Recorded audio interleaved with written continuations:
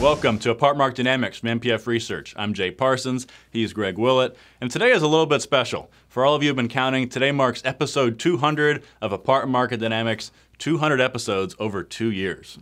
Jay, I think it's number 200 because the behind-the-scenes production crew told me it is, but they're actually going to say anything that would make me bring them cake. So did you count these up? I did not count them up, but we did bring the cake, so we got that taken care of. So to mark the occasion, we're going to talk about what's happened in the U.S. apartment market since first quarter 2010 when we began filming. And that's not entirely random because that's when the U.S. apartment market first began to turn coming out of the recession. And so Greg, let's run through what's happened in the U.S. apartment market since then, and then we'll highlight some individual metros that have had some noteworthy performances. Well, Jay, we can summarize this in 2 words, good times, but if you've watched one of these videos, you know 2 words aren't really going to do it for us. We're going to show you a chart that puts it in long-term perspective always, so here's what we've got for you on that. This is a graphic that shows a calculation of 2-year revenue growth going back over the course of the last couple of decades. Just a reminder, revenue growth for us is defined as the combination of the shifts in occupancy and effective rents for new leases. What you see here is that industry revenues have gone up 9.8% from early 2010 to early 2012. Occupancy's up about 200 basis points. Rents are up about 8%, just a hair under that. Going back through the last couple of cycles, in line with the peak we saw during the mid-2000s, not quite where we were during the tech boom of 2000-2001. And Greg, we all know that the U.S. economy, while certainly moving in the right direction, has not improved at quite the same brisk pace that we've seen in the apartment market. In fact, apartment revenues have pretty much recovered, and rental rates are at new highs in a lot of markets across the country, but the U.S. economy is still down nearly 7 million jobs since the recession. And so a lot of people outside the industry have been asking, how can the apartment market do so well given the shape of the economy? We've talked a lot about those reasons over the past couple of years. And we have hit it over and over again, so I'll just make 2 brief points there. One is that the weak for sale market has just a small role in all that, mainly in the fact that you're losing fewer people who are going out of apartments to buy homes. It's not so much people coming from the homes back into the apartments. And then number 2, the real solid foundation there is that we're creating some jobs for young adults in that 20 to 35-year-old age category.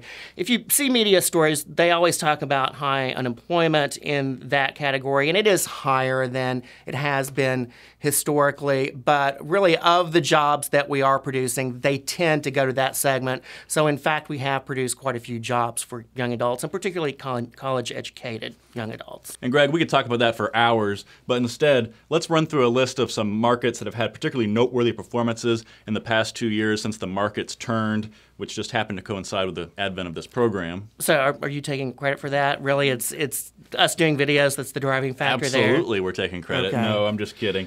On screen, we're showing you the top metros for revenue growth over the past 2 years. Not too many surprises here. The Bay Area metros take up 3 of the top 4 spots. San Jose on top with 2-year revenue growth of 22.2%.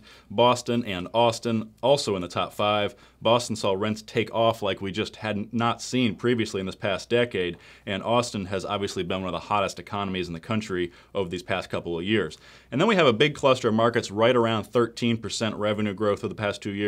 New York, Charlotte, Portland, Pittsburgh, Nashville, Detroit, and Raleigh-Durham. And so when you look at this list, you could really put these markets in one of 3 groups. Number 1, gateway markets, New York, Bay Area, Boston. Everyone has been really high on these spots, and certainly investors have been particularly high on them, and they're all high barrier to entry markets for developers.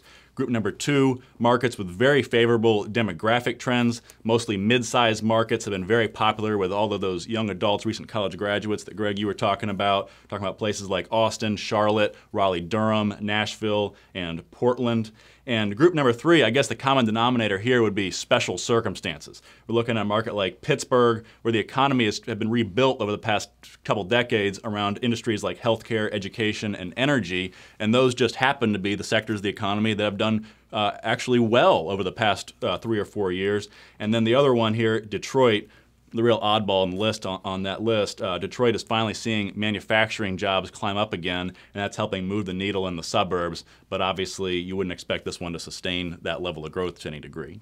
Jay, let me ask a couple of questions about markets that didn't make the list. I look at these numbers all the time, and I really would have expected to see Denver and Chicago on there. I think maybe some folks would have anticipated that D.C. or Seattle might be there. Absolutely, and those four just missed the cut, as did Dallas and Houston. Okay, well, let's turn to the weaker segment here. And when we're talking about weakest metros, again, really almost every market did really, really well. So looking across that top 50, I'm going to narrow down weakest to just 3 markets. And these are places where there was positive growth in a couple of them, but it just didn't quite keep up with the inflation rate. And then we have one that, in fact, loses revenues. Going to this list, the small growth markets are San Diego and Virginia Beach. Each of them saw revenues come up 3 to 4% over the course of the past 2 years. Again, positive, but not keeping up with inflation. And then you have Las Vegas, no surprise, as the one that's slightly negative over that 2-year time frame. If there's a surprise on that list, I think it's probably San Diego. So let me talk about that one a little bit more. What we see in San Diego is actually strong and pretty steady occupancy, but just no rent growth to speak of over the last couple of years. And while some folks would point to some downsizing that's starting to occur in the military job base there, I really think it comes down to affordability. It's always a challenge for folks in San Diego to come up with enough money to cover that rent payment. So I think it's just plain affordability that's holding down the performance there. And one last question for you to close it out, crystal ball time. How much longer can we expect to see revenue growth at these levels for the U.S. apartment market broadly? First, let me point out that you asked the question the right way. You didn't ask how much stronger is it going to get, and what we see there is with occupancy so high, there's really not room in a lot of markets for that to get any better. And on the rent side, we are starting to see that while performances remain strong, you're just repeating what you did a little bit earlier. So we probably are at the peak in terms of how strong will that number get in this cycle? The question is, how long will this cycle last? And from that perspective, the numbers look really good, that you can actually go several more years with revenue growth pretty close to where we are right now. And that wraps up episode 200. And whether you've seen one or all 200, thank you for watching Apartment Market Dynamics.